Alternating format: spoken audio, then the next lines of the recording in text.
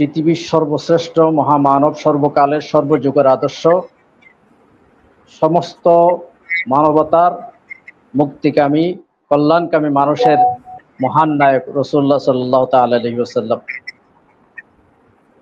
রাসূলুল্লাহর ইন্তেকালের পরে সাহাবা আজমাইন রিদওয়ানুল্লাহি তাআলা আলাইহিম আজমাইনদের ভিতরে অনেকেই উম্মুল মুমিনিন হযরত আয়েশা সিদ্দিকা রাদিয়াল্লাহু তাআলা আনহার কাছে তাড়াহুড়ো করছিলেন যে আমাদের নবীজি দুনিয়া থেকে ইন্তেকাল হয়ে গেছেন, এখন নবীজির সিরাত, নবীজির আখলাক সম্পর্কে আমাদেরকে একটু বর্ণনা দেন। তখন যারা গেছেন তাদেরকে হযরত আয়েশা সিদ্দিকা রাদিয়াল্লাহু তাআলা আনহা তিনি বললেন যে আপনারা কি কোরআন পড়েন না? তখন ওনারা বলল অবশ্যই কোরআন পড়ি। তো তখন আয়েশা সিদ্দিকা রাদিয়াল্লাহু তাআলা আনহা বললেন কানা খুলুকুহু খুলুকুল কুরআন, কোরআন শরীফের যে চরিত্র, কোরআন শরীফের মধ্যে আপনি শুরু থেকে শেষ পর্যন্ত যে আখলাক আপনি দেখতে পাচ্ছেন, যে বিষয়গুলো আপনি দেখতে পেয়েছেন, প্র্যাকটিক্যাল সেই বিষয় হচ্ছে, সে প্র্যাকটিক্যাল সেই ব্যক্তি হচ্ছেন, কোরআনের প্র্যাকটিক্যাল বাস্তব নমুনা হচ্ছেন মুহাম্মদুর রাসূলুল্লাহ সাল্লাল্লাহু আলাইহি ওয়াসাল্লাম।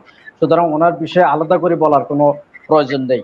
এবং আল্লাহ তাআলা যা সিরাত, তার চরিত্র সম্পর্কে আল্লাহই কোরআন শরীফে বলেছেন ওয়া ইন্নাকা লাআলা খুলুকিন আযীম, আল্লাহ তাআলা হুজুর সাল্লাল্লাহু আলাইহি ওয়াসাল্লামকে সর্বমহান চরিত্রের অধিকারী বানিয়েছেন, যাহা পৃথিবীর জন্ম থেকে কিয়ামত পর্যন্ত কোনো মানুষের দৃষ্টান্ত স্থাপন করা সম্ভব না। আল্লাহ তাআলা তাকে হুসনে আখলাক নসিব করেছেন।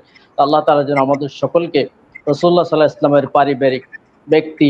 পারিবারিক জীবন, সামাজিক জীবন, রাষ্ট্রীয় জীবন, আন্তর্জাতিক জীবনে নবীজি যা করেছেন আমরা যেন সেটা অনুসরণ করে আমল করতে পারি। আল্লাহ তাআলা আমাদেরকে তৌফিক দান করুন।